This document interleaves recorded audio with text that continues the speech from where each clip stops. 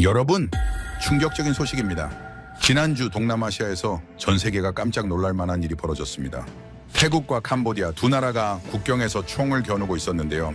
캄보디아는 중국의 지원을 믿고 자신만만했습니다. 그런데 말입니다. 전쟁을 지켜보던 서방 군사 전문가들이 입을 다물지 못했습니다. 캄보디아가 자랑하던 철옹성 같은 군사 기지가 순식간에 잿더미로 변해버렸거든요. 어떻게 이런 일이 가능했을까요? 바로 태국이 우리나라에서 사간 무기 때문이었습니다. 작고 약해 보이는 비행기 몇 대가 날아가더니 아무도 뚫을 수 없다던 요새가 한 방에 무너졌습니다. 중국이 첨단 장비로 방해를 해도 소용이 없었습니다. 결국 캄보디아는 꼬리를 내리고 휴전을 요청했습니다. 미국 국방부 관계자들까지 혀를 내둘렀다고 합니다. 오늘은 전 세계를 놀라게 한 이 사건을 현장에서 직접 목격한 외국인 전문가의 증언을 통해 자세히 알아보겠습니다. 한국 기술이 어떻게 세계를 깜짝 놀라게 했는지 지금부터 그 놀라운 이야기 시작합니다. 시작에 앞서 좋아요와 구독 눌러주시면 한국의 더 많은 이야기를 소개하는 데에 큰 힘이 됩니다. 안녕하십니까? 저는 레온 베커입니다. 지난 20년간 아시아 지역 분쟁을 취재해온 국제 군사 전문 기자입니다. 솔직히 말씀드리면 그동안 수많은 전쟁터를 다녀봤지만 올해 태국 국경에서 목격한 광경만큼 충격적인 건 처음이었습니다. 모든 것은 올해 5월부터 시작됐습니다. 태국과 캄보디아 사이 국경 지역에 오래된 사원이 하나 있었습니다. 프레아 비헤아르 사원이라는 곳이었죠. 양국 모두 자기네 땅이라고 주장하던 곳이었습니다. 5월 28일 그곳에서 양국 군인들이 충돌했습니다. 캄보디아 군인 한 명이 총에 맞아 숨졌어요. 누가 먼저 쏘았는지는 양국의 주장이 엇갈렸지만 중요한 건 사람이 죽었다는 사실이었습니다. 저는 6월 초에 태국으로 날아갔습니다. 현장 분위기는 심상치 않았어요. 양국 모두 국경에 병력을 증강하고 있었습니다. 캄보디아는 태국산 과일 수입을 금지했습니다. 전력 공급도 끊었죠. 인터넷 서비스도 중단됐습니다. 외교적으로도 양국 관계가 얼어붙었습니다. 하지만 진짜 문제는 따로 있었습니다. 캄보디아가 국경 산악지대에 대규모 군사기지를 건설하기 시작한 겁니다. 그것도 산 뒤편에 말이죠. 저는 7월 중순 태국군 관측소에서 그 기지를 망원경으로 본 적이 있습니다. 정말 교묘한 위치였습니다. 깎아지른 듯한 산등성이 뒤편이라 정면에서는 전혀 보이지 않았거든요. 더 놀라운 건 캄보디아 뒤에 중국이 있다는 사실이었습니다. 중국은 캄보디아의 최신형 대공 레이더를 지원했습니다. 포병 장비도 넘겨줬어요. 군사 고문단까지 보냈습니다. 캄보디아 정부는 공식적으로 중국을 언급하진 않았지만 기자회견에서 이렇게 말했습니다. 강력한 동맹의 지원을 받고 있으며 어떤 도발에도 굴하지 않을 것이라고요. 그 말의 의미는 모두가 알고 있었습니다. 태국은 곤란한 상황에 처했습니다. 군사력만 놓고 보면 캄보디아와 비슷한 수준이었거든요. 하지만 캄보디아 뒤에 중국이라는 거대한 나라가 버티고 있었습니다. 미국의 도움을 청할 수도 있었습니다. 하지만 미국은 태국과 정식 동맹국이 아니었어요. 게다가 중국과 정면으로 부딪히는 걸 원치 않았습니다. 그때 태국이 내린 결정이 저를 놀라게 했습니다. 한국에서 무기를 사기로 한 겁니다. 처음엔 의아했습니다. 왜 미국이나 유럽 무기가 아니라 한국 무기일까요? 나중에 이유를 알게 됐습니다. 한국 무기는 가격이 합리적이었습니다. 미국 무기의 절반 가격이었죠. 하지만 성능은 뒤지지 않았습니다. 더 중요한 이유가 있었습니다. 한국은 산이 많은 나라였습니다. 험준한 지형에서 싸우는 방법을 누구보다 잘 알고 있었던 거죠. 바로 태국이 풀어야 할 문제였습니다. 산 뒤에 숨은 적을 어떻게 공격할 것인가. 7월 말이 됐습니다. 7월 24일 마침내 포성이 울렸습니다. 태국과 캄보디아 군대가 국경에서 직접 충돌한 겁니다. 다연장로 캐포까지 동원됐어요. 태국 민간인 2명이 캄보디아군 포격으로 숨졌습니다. 본격적인 전쟁이 시작된 겁니다. 미국 트럼프 대통령이 나섰습니다. 중재에 나선 거죠. 양국은 7월 말 휴전에 합의했습니다. 10월엔 쿠알라룸푸르에서 정식 휴전 협정에 서명까지 했어요. 하지만 평화는 오래가지 못했습니다. 11월 들어 국경에서 다시 긴장이 고조됐습니다. 지뢰가 터져 태국군이 다쳤어요. 캄보디아는 책임을 부인했습니다. 그리고 12월 7일 캄보디아군이 태국 국경 마을 4곳을 동시에 공격했습니다. 새벽 4시 50분이었습니다. 로켓포가 불을 뿜었고 자폭 드론이 날아갔습니다. 태국 민간인들이 집에서 자다가 죽었어요. 휴전 협정은 휴지 조각이 됐습니다. 이번엔 규모가 달랐습니다. 태국은 전면전으로 맞섰습니다. 전차와 장갑차를 동원해 캄보디아 영토로 진격했어요. 캄보디아도 중국제 무기를 총동원해 맞섰습니다. 저는 다시 태국으로 날아갔습니다.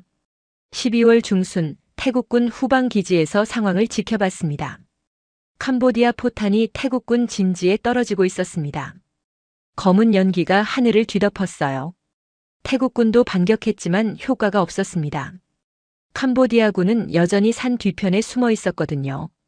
태국의 포탄은 산 앞쪽 바위만 깎아낼 뿐이었습니다. 군사 전문가들은 고개를 저었습니다. 이건 전쟁이 아니라 학살이 될 거라고 했습니다.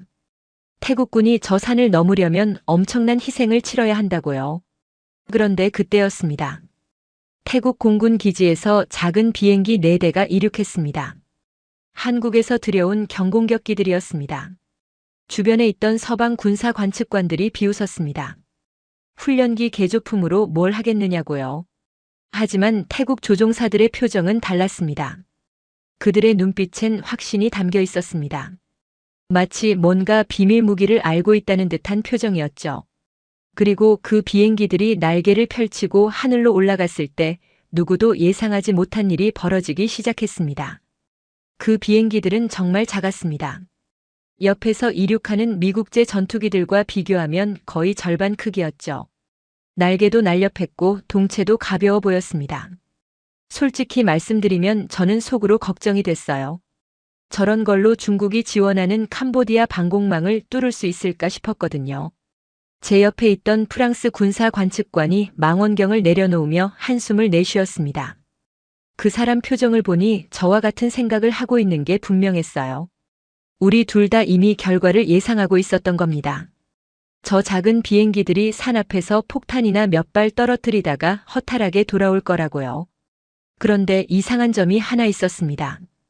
태국 공군 지휘소의 분위기가 전혀 비관적이지 않았던 거예요. 오히려 모니터를 지켜보는 장교들의 눈빛이 반짝거렸습니다. 무전기에서 들리는 조종사들의 목소리도 침착했고요. 마치 이미 승리를 확신하고 있다는 느낌이었습니다. 4대의 전투기가 편대를 이루며 날아갔습니다. 고도를 천천히 높이면서 캄보디아 국경 쪽으로 방향을 틀었어요. 저는 쌍안경으로 그 모습을 쫓았습니다. 전투기들이 점점 작아지더니 곧 산맥 너머로 사라졌죠. 캄보디아군도 그 비행기들을 발견했던 모양입니다. 산 너머에서 대공포 소리가 들려왔어요. 둔탁한 폭발음이 연달아 터졌습니다. 하지만 전투기들은 피해를 입지 않았어요. 워낙 작고 빠르게 움직였거든요. 그리고 잠시 후였습니다.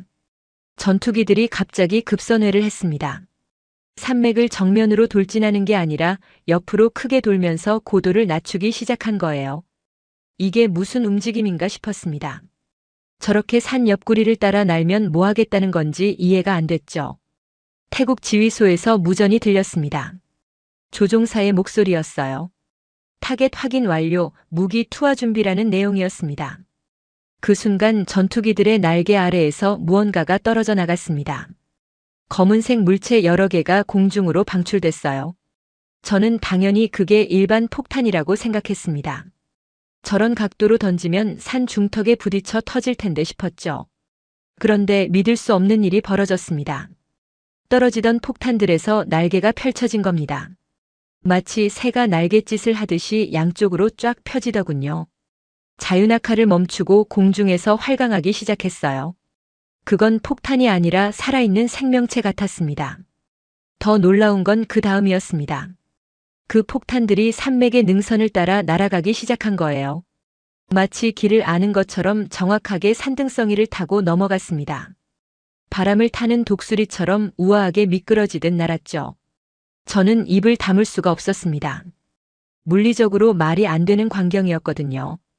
폭탄이 어떻게 스스로 방향을 바꿀 수 있단 말입니까?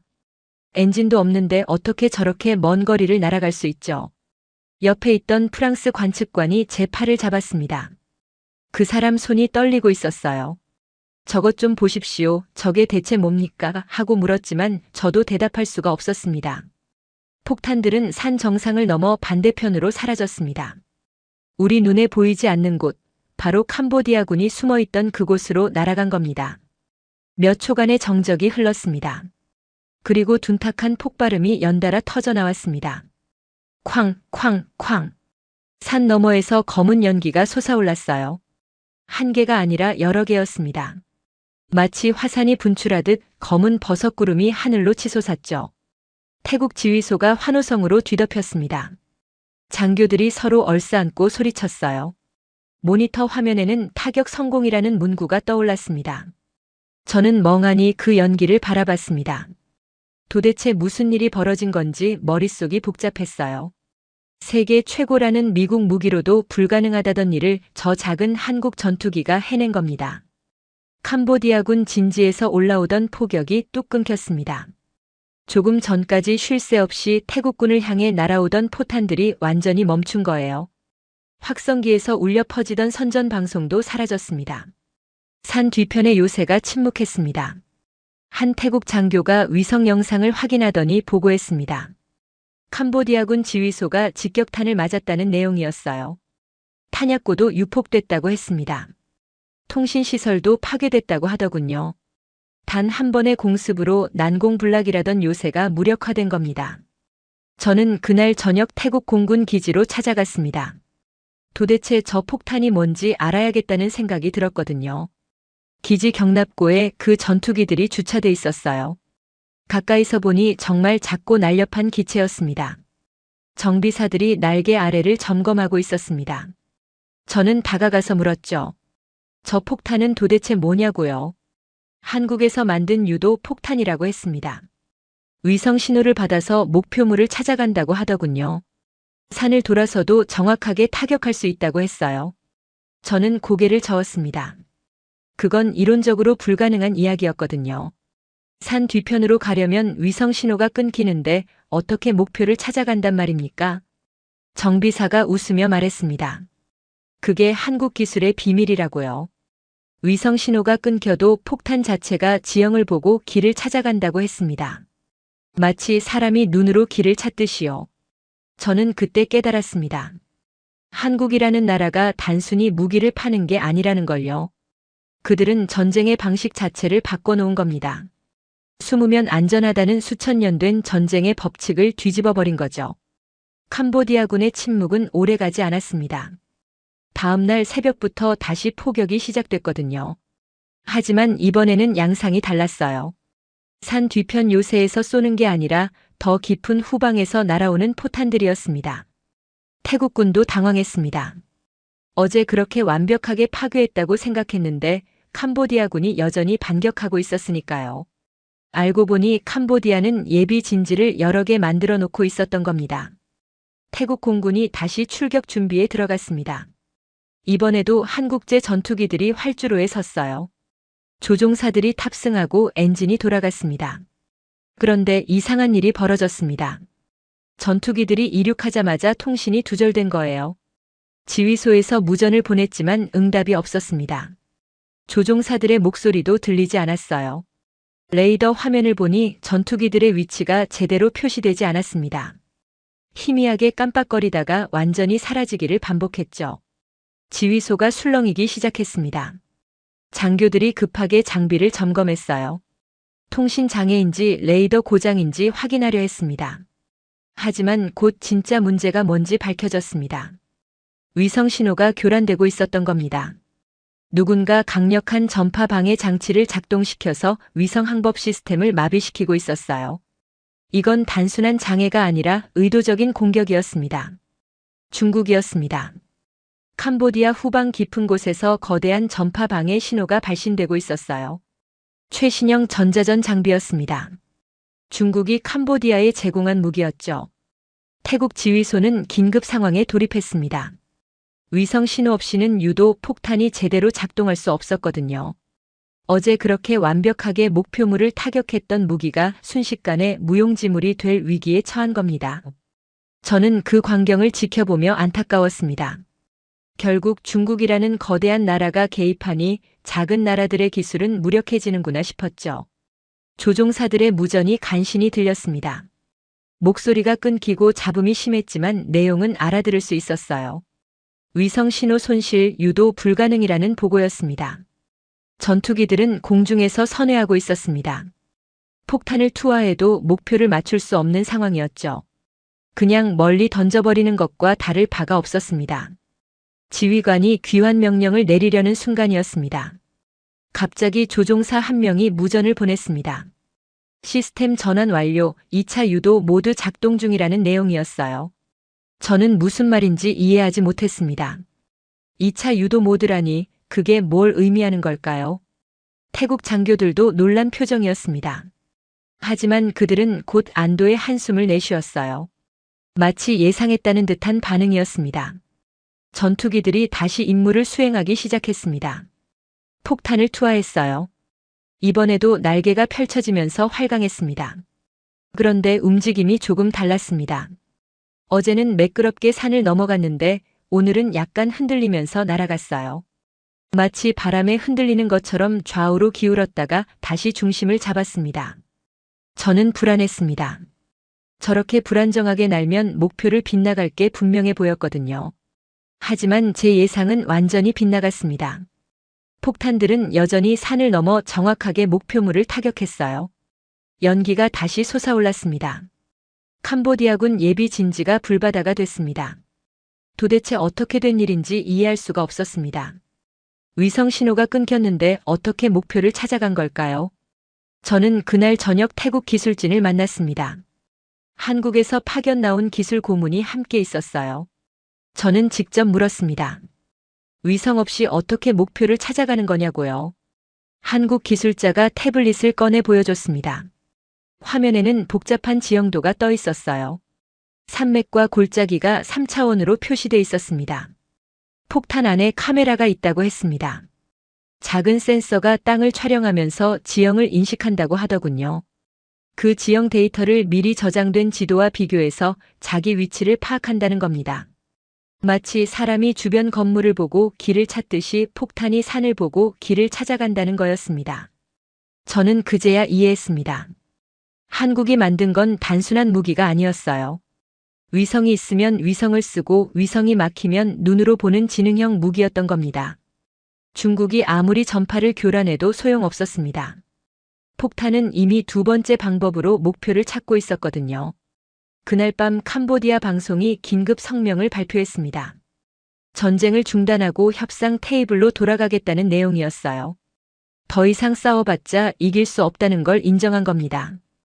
캄보디아의 휴전 제안이 나온 건 전쟁이 시작되고 사흘째 되는 날 저녁이었습니다. 하지만 태국은 즉시 응하지 않았어요. 오히려 공세를 더 강화했습니다. 이유가 있었습니다. 캄보디아가 진심으로 항복하는 게 아니라 시간을 벌려는 것 같았거든요. 군대를 재정비하고 중국에서 추가 지원을 받으려는 속셈이라는 분석이 나왔습니다. 태국 정부는 확실하게 마무리 짓기로 결정했습니다. 캄보디아가 다시는 도발할 엄두를 못 내도록 완전히 무력화시키겠다는 거였죠. 다음 날 아침 태국 공군이 대규모 공습을 감행했습니다. 이번에는 한국제 전투기만이 아니었어요. 미국제 전투기들도 함께 출격했습니다. 편대 규모가 전날의 3배였죠. 목표는 캄보디아 국경 지역의 모든 군사시설이었습니다. 레이더 기지, 대공포 진지, 보급로, 지휘소까지 모조리 타격 대상에 올랐어요. 저는 태국 전방 기지에서 그 광경을 지켜봤습니다. 하늘이 전투기들로 가득 찼어요. 엔진 소리가 땅을 울렸습니다. 한 대씩 이륙할 때마다 지면이 진동했죠. 가장 먼저 출격한 건 역시 한국제 전투기들이었습니다. 4대가 한 개 편대를 이루어 국경을 넘어갔어요. 그들의 임무는 적 방공망을 무력화시키는 거였습니다. 폭탄들이 투하됐습니다. 이번에는 숫자가 많았어요. 수십 개의 검은 물체가 하늘에서 날개를 펼쳤습니다. 마치 거대한 새떼가 날아가는 것 같았죠. 캄보디아 군도 필사적으로 저항했습니다. 대공포가 불을 뿜었어요. 하늘에 하얀 연기 자국이 그려졌습니다. 하지만 작고 빠른 폭탄들을 맞추기엔 역부족이었죠. 폭발음이 연달아 터졌습니다. 캄보디아군 레이더 기지가 먼저 무너졌어요. 거대한 안테나가 폭발과 함께 주저앉았습니다. 대공포 진지도 침묵했죠. 그 순간을 기다렸다는 듯 미국제 전투기들이 진입했습니다. 방공망이 뚫린 하늘을 통과해 더 깊은 내륙으로 날아갔어요. 태국군은 체계적으로 움직였습니다. 한국 무기로 길을 열고 미국 무기로 마무리하는 방식이었죠. 완벽한 조합이었습니다. 캄보디아군 지휘부가 혼란에 빠졌습니다. 통신이 끊기고 명령 체계가 마비됐어요. 병사들은 어디서 공격이 오는지도 모르는 채 우왕좌왕했습니다. 저는 그날 오후 국경 지역으로 직접 가봤습니다. 캄보디아 측 진지는 완전히 폐허가 돼 있었어요. 불탄 장비들이 여기저기 널려 있었고 건물들은 무너져 내렸습니다. 병사들은 손을 들고 항복하고 있었죠. 특히 인상적이었던 건 그들의 표정이었습니다. 두려움보다는 허탈함이 더 컸어요. 막강한 중국의 지원을 받고 난공불락의 요새를 만들었다고 자신했던 그들이었습니다. 그런데 며칠 만에 모든 게 무너져버린 겁니다. 한 캄보디아 장교가 태국군에게 인계되는 모습을 봤습니다. 그 사람은 고개를 떨구고 있었어요. 자존심이 완전히 꺾인 표정이었습니다. 통역을 통해 들은 그의 말이 아직도 기억에 남습니다. 우리는 산 뒤에 숨으면 안전하다고 믿었다는 거였어요. 하지만 한국 무기는 산도 소용없게 만들었다고 했습니다. 이제 숨을 곳이 없다고 말하더군요. 저는 그 말을 듣고 가슴이 뭉클했습니다. 전쟁이란 결국 상대의 자신감을 꺾는 싸움이거든요. 캄보디아군은 물리적으로만 패배한 게 아니었어요. 심리적으로도 완전히 무너진 겁니다. 그날 저녁 캄보디아 정부가 다시 성명을 발표했습니다. 이번엔 휴전 제한이 아니라 즉각적인 전투 중지였어요. 모든 군사 행동을 멈추고 병력을 철수하겠다고 했습니다. 사실상 항복 선언이나 다름없었죠. 국제사회가 놀랐습니다. 불과 며칠 전만 해도 캄보디아는 중국의 지원을 믿고 강경하게 나왔거든요. 그런데 갑자기 무릎을 꿇은 겁니다. 전문가들이 분석에 나섰습니다. 왜 이렇게 빨리 전쟁이 끝났는지, 캄보디아는 뭘 잘못한 건지 따지기 시작했어요. 하지만 답은 간단했습니다. 한국 무기가 전쟁의 법칙을 바꿔버렸던 겁니다. 수적 우위도 지형적 이점도 강대국의 지원도 소용없게 만들어버렸죠. 태국과 캄보디아의 전쟁에서 정작 국제사회의 관심은 다른 데 쏠려 있었습니다. 한국이었습니다. 전 세계 언론이 한국 무기에 대해 집중 보도하기 시작했어요. 어떻게 저런 기술을 개발했는지, 왜 지금까지 알려지지 않았는지 궁금해했습니다. 저도 그 질문에 답을 찾고 싶었습니다. 그래서 전쟁이 끝나고 일주일 뒤 한국으로 날아갔어요. 서울에 도착하니 분위기가 묘했습니다. 거대한 승리를 거뒀는데도 거리는 평온했어요. 사람들은 여전히 출근하고 카페에서 커피를 마시고 있었습니다. 마치 전쟁 같은 건 없었다는 듯이요. 언론도 조용했습니다. 몇몇 뉴스에서 다뤘지만 톱 기사는 아니었어요. 오히려 국내 정치나 연예인 소식이 더 크게 보도되고 있었습니다. 저는 이상했습니다. 자기네 무기가 세계를 놀라게 했는데 왜 조용한 걸까요? 한국 국방부에 인터뷰를 요청했습니다.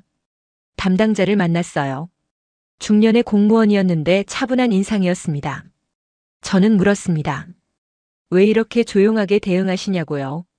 다른 나라 같으면 대대적으로 홍보했을 텐데 한국은 왜 그러지 않느냐고요? 그분이 차를 한 모금 마시고 대답했습니다. 우리는 무기를 팔아서 전쟁을 부추기고 싶지 않다고 하더군요. 목적은 평화를 지키는 거지 전쟁에서 이기는 게 아니라고 했습니다. 너무 크게 떠들면 주변국들이 자극받아서 군비 경쟁이 시작된다고 했어요. 그럼 오히려 평화가 깨진다는 겁니다. 저는 그 말을 듣고 할 말을 잃었습니다. 무기를 만드는 나라가 평화를 말하다니 처음엔 위선처럼 들렸거든요. 하지만 곰곰이 생각해보니 이해가 됐습니다. 한국은 강대국이 아니었습니다. 주변에 중국, 일본, 러시아 같은 큰 나라들에 둘러싸여 있었죠. 조용히 하지 않으면 오히려 위협받을 수 있는 위치였습니다. 그래서 그들은 조용히 강해지는 길을 택한 겁니다. 과시하지 않지만 필요할 때 확실하게 보여주는 방식이었어요. 저는 무기 개발 과정에 대해서도 물었습니다. 어떻게 저런 기술을 만들어냈는지, 얼마나 오래 걸렸는지 궁금했거든요. 담당자가 자료를 보여줬습니다. 개발 기간이 10년이 넘었다고 하더군요. 수백 명의 연구원이 매달렸다고 했습니다. 특히 인상적이었던 건 지형 데이터 수집 과정이었습니다. 연구원들이 직접 전국의 산을 돌아다녔다고 해요. 바람이 어떻게 부는지, 골짜기마다 기류가 어떻게 다른지 일일이 측정했다고 합니다. 겨울에는 눈을 헤치고 여름에는 땀을 흘리며 산을 올랐다고 하더군요. 장비가 고장나면 손으로 직접 기록했다고 합니다. 그렇게 모은 데이터가 수십만 건이었다고 해요. 그 데이터를 바탕으로 인공지능을 학습시켰다는 겁니다. 저는 그제야 알았습니다. 한국 무기의 비밀은 첨단 기술만이 아니었어요. 땀과 인내였습니다. 10년이라는 긴 시간 동안 묵묵히 준비한 사람들의 노력이었죠. 며칠 뒤 저는 방산업체를 방문했습니다. 연구소 건물은 생각보다 소박했어요. 화려한 외관도 없고 그냥 평범한 사무실 같았습니다. 연구원들을 만났습니다. 대부분 30대에서 40대였어요. 평범해 보이는 사람들이었습니다. 한 연구원과 대화를 나눴습니다. 50대 초반의 엔지니어였는데 이 프로젝트를 처음부터 맡아온 사람이라고 했어요. 저는 물었습니다. 10년이나 한 가지 일만 하면 지루하지 않았냐고요. 그분이 웃으며 대답했습니다. 지루하긴요. 하루하루가 전쟁 같았다고 하더군요. 안 되는 걸 되게 만들어야 했으니까요. 하지만 포기할 수 없었다고 했습니다. 우리나라도 작은 나라들을 도와줄 수 있는 기술을 만들고 싶었다고요. 강대국 눈치 보지 않고 자기 나라를 지킬 수 있게요. 그 말을 듣고 저는 숙연해졌습니다. 한국 사람들이 무기를 만든 이유가 돈 때문만은 아니었던 겁니다. 약한 나라도 당당할 수 있는 세상을 만들고 싶어 했던 거죠. 태국과 캄보디아 전쟁을 시작으로 국제 무기 시장에 큰 변화가 일어나기 시작했어요. 여러 나라에서 한국의 무기 구매 문의가 쏟아졌습니다. 동남아시아는 물론이고 중동, 남미 심지어 유럽 국가들까지 관심을 보였어요. 특히 산이 많은 나라들이 적극적이었습니다. 스위스, 오스트리아, 네팔 같은 산악 국가들이 한국 무기를 원했죠. 산 뒤에 숨은 적을 타격할 수 있다는 점이 매력적이었던 겁니다. 저는 그 과정을 취재하며 흥미로운 걸 발견했습니다. 한국이 무기를 팔 때 조건을 달았다는 거예요. 돈만 내면 파는 게 아니라 사용 목적을 꼼꼼히 확인했습니다. 방어용인지 공격용인지 민간인 피해는 없을지 따졌어요. 인권을 탄압하는 독재 국가에는 아예 팔지 않았습니다. 어떤 중동 국가가 큰 돈을 제시하며 구매하려 했대요. 하지만 한국은 거절했습니다. 그 나라가 이웃 나라를 침략할 가능성이 있다고 판단했기 때문이었죠. 저는 한국 정부 관계자에게 물었습니다. 돈을 버는 게 목적 아니냐고요. 왜 까다롭게 구느냐고요. 그분이 단호하게 말했습니다. 우리 무기로 무고한 사람이 죽는 걸 원치 않는다고요. 단기적으론 돈을 덜 벌어도 장기적으론 신뢰를 얻는 게 낫다고 했습니다. 실제로 그 전략은 먹혀들었습니다. 한국 무기를 산 나라들은 만족도가 높았어요. 성능도 좋고 가격도 합리적이었지만 무엇보다 한국이 책임감 있게 행동한다는 점을 높이 샀습니다. 다른 무기 수출국들도 변화를 감지했습니다. 미국과 유럽 방산 업체들이 긴장하기 시작했어요. 한국이 새로운 경쟁자로 떠오른 겁니다. 특히 미국은 복잡한 입장이었습니다. 한국은 미국의 동맹국이잖아요.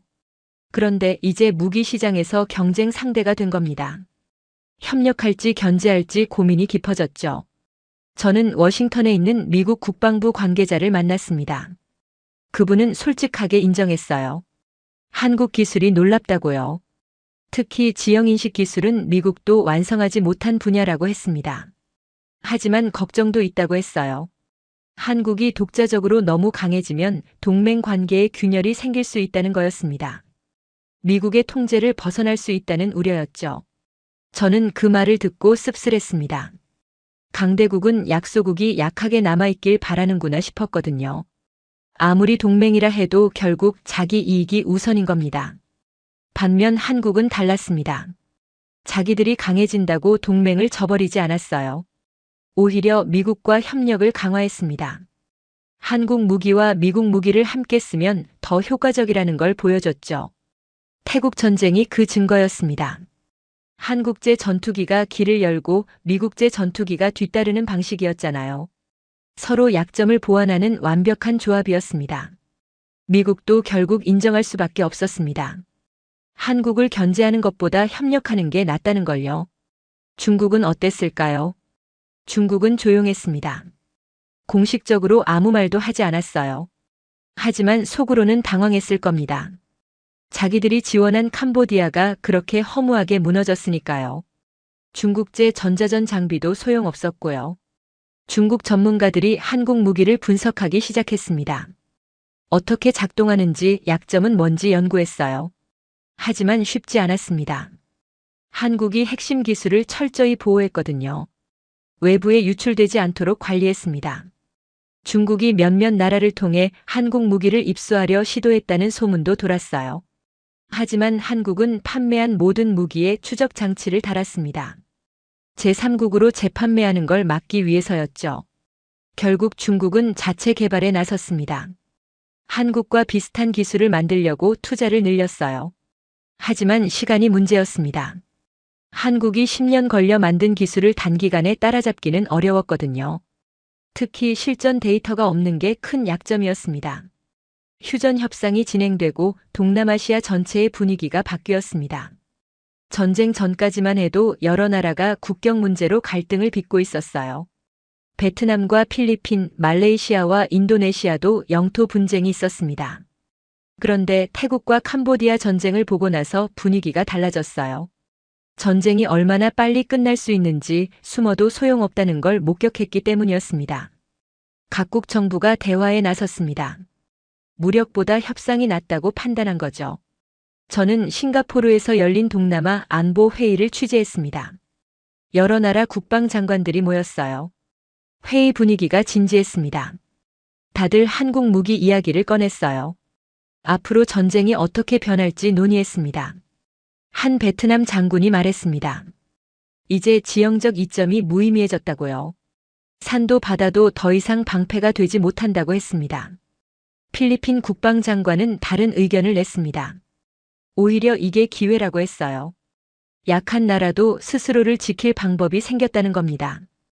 더 이상 강대국에만 의존하지 않아도 된다고 했죠. 그 말에 여러 나라 대표들이 고개를 끄덕였습니다. 실제로 여러 나라가 한국과 방위 협력을 강화했어요. 무기만 사는 게 아니라 기술 이전도 요구했습니다. 한국은 선별적으로 응했습니다. 완제품은 팔되 핵심 기술은 주지 않았어요. 대신 운용 교육은 충실히 해줬습니다. 태국이 좋은 예였습니다. 전쟁 후 한국은 태국의 기술 지원팀을 파견했어요. 조종사들을 훈련시키고 정비 방법을 가르쳤습니다. 저는 태국 공군 기지를 다시 방문했습니다. 한국 교관들이 태국 조종사들을 가르치고 있었어요. 시뮬레이터를 이용해 여러 상황을 연습시켰습니다. 한 한국 교관과 이야기를 나눴습니다. 교육이 어떻게 진행되냐고 물었더니 생각보다 어렵다고 했어요. 단순히 무기 사용법만 가르치는 게 아니라 전술 자체를 바꿔야 한다고 하더군요. 산을 정면으로 공격하던 사고방식을 바꿔야 한다는 겁니다. 우회하고 활용하는 방법을 익혀야 한다고 했어요. 결국 무기만의 문제가 아니라 전쟁을 바라보는 시각의 문제라는 거였습니다. 저는 그 말이 인상적이었습니다. 한국이 판매한 건 무기만이 아니었어요. 전쟁에 대한 새로운 철학이었습니다. 힘으로 밀어붙이는 게 아니라 지혜롭게 풀어가는 방식이었죠. 놀라운 소식이 들렸습니다. 캄보디아도 한국에 접촉했다는 겁니다. 전쟁에서 진 나라가 상대편 무기를 만든 나라에 손을 내민 거예요. 처음엔 이해가 안 됐습니다. 자존심이 상하지 않을까 싶었거든요. 하지만 캄보디아 입장에서는 합리적인 선택이었습니다. 태국이 한국 무기로 무장했으니 자기들도 똑같이 무장해야 균형이 맞는다는 논리였어요.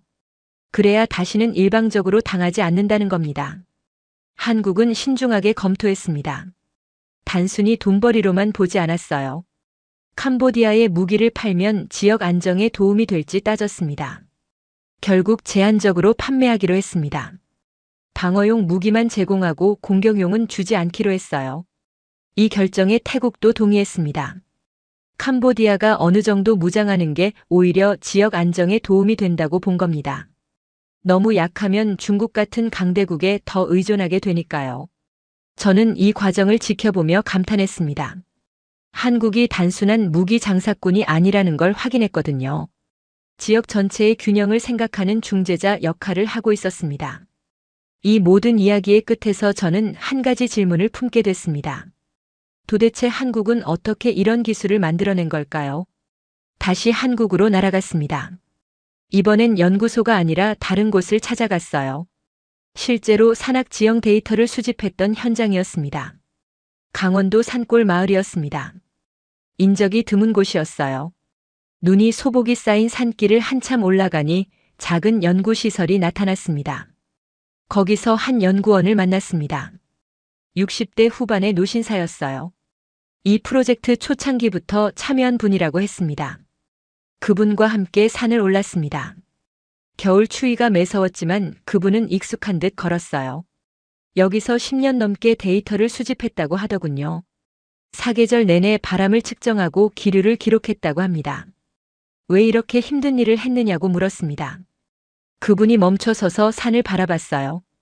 그리고 조용히 말했습니다. 우리나라도 산이 많다고요. 전쟁이 나면 이 산들이 마지막 보루가 될 거라고 했습니다. 그래서 산을 잘 알아야 한다고 생각했다고요. 또 다른 이유도 있었습니다. 우리처럼 산 많은 나라들을 돕고 싶었다고 했어요. 약한 나라들도 지형을 이용해 스스로를 지킬 수 있게 말이죠. 저는 그분의 눈빛을 보며 뭉클했습니다. 돈이나 명예가 아니라 진심으로 평화를 바라는 마음이 느껴졌거든요. 하산하면서 그분이 더 많은 이야기를 들려줬습니다. 초기엔 장비도 변변치 않았다고 해요. 직접 들고 다니며 측정했다고 합니다.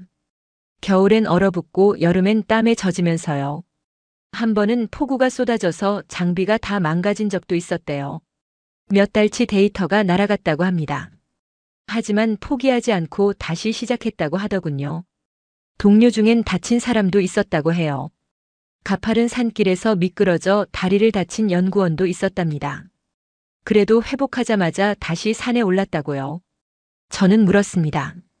그렇게까지 해야 했냐고요. 그분이 고개를 끄덕였습니다. 우리가 안 하면 누가 하겠느냐고 반문하더군요. 강대국들은 이런 기술에 관심이 없다고 했습니다. 그들은 힘으로 밀어붙이는 무기만 만들 뿐이라고요. 하지만 약한 나라들에게 필요한 건 다르다고 했습니다. 적은 비용으로 효과적으로 지킬 수 있는 기술이라고요. 저는 서울로 돌아와서 더 많은 사람들을 만났습니다. 설계를 맡았던 엔지니어, 프로그램을 짠 개발자, 시험 비행을 했던 조종사들을 인터뷰했어요. 공통점이 있었습니다. 다들 자기 일에 자부심을 갖고 있었다는 거예요. 하지만 겸손했습니다. 자랑하지 않았어요. 한 개발자가 말했습니다. 우리가 한 일은 당연한 거라고요. 나라를 지키는 게 우리 역할이니까요. 또 다른 엔지니어는 이렇게 말했습니다. 우리 기술이 전쟁을 막는 데 쓰이길 바란다고요. 전쟁에서 이기는 게 아니라 전쟁 자체를 막는 거라고요. 저는 그제야 완전히 이해했습니다. 한국이 만든 건 단순한 무기가 아니었어요. 평화를 지키는 도구였습니다. 약한 나라도 당당할 수 있게 만드는 힘이었죠. 이 취재를 마치고 저는 유럽으로 돌아왔습니다. 보고서를 쓰면서 많은 생각을 했어요. 세상에는 두 종류의 힘이 있다는 걸 깨달았습니다. 하나는 남을 굴복시키는 힘입니다. 크고 강력해서 위협적인 힘이죠. 다른 하나는 자신을 지키는 힘입니다. 작지만 정교하고 지혜로운 힘입니다. 한국이 선택한 건 후자였습니다. 그들은 세계 최강이 되려 하지 않았어요. 대신 필요한 나라들에게 도움을 주는 길을 택했습니다. 저는 이 보고서를 여러 나라 정부에 제출했습니다. 한국의 사례를 배우라고 권했어요. 무기는 전쟁을 위한 도구만이 아니라 평화를 지키는 수단이 될 수 있다고 말했습니다. 몇몇 나라가 관심을 보였습니다. 한국 방식을 연구하기 시작했어요. 변화는 느리지만 분명히 일어나고 있었습니다. 태국과 캄보디아 전쟁은 일단락됐지만 그 영향은 계속되고 있습니다. 동남아를 넘어 세계 곳곳에서 한국 무기가 평화를 지키는 도구로 쓰이고 있어요. 저는 가끔 그 강원도 산골을 떠올립니다. 눈 덮인 산을 묵묵히 오르던 그 연구원의 뒷모습이 기억에 남아요. 세상을 바꾸는 건 화려한 연설이나 거대한 군대가 아니었습니다. 보이지 않는 곳에서 묵묵히 일하는 사람들이었어요. 한국의 진짜 힘은 그런 사람들에게서 나왔습니다. 10년을 한결같이 산을 오르고 데이터를 모으고 기술을 갈고 닦은 사람들 말입니다. 그들이야말로 진짜 영웅이었습니다. 오늘 사연은 여기까지입니다. 세계가 놀란 한국 기술의 비밀 스토리 어떠셨나요? 사연의 주인공에게 응원의 댓글을 남겨주세요. 지금까지 감동정거장에서 사연 전해드렸습니다. 사연이 마음에 드셨다면 좋아요와 구독 부탁드립니다. 시청해주셔서 감사합니다.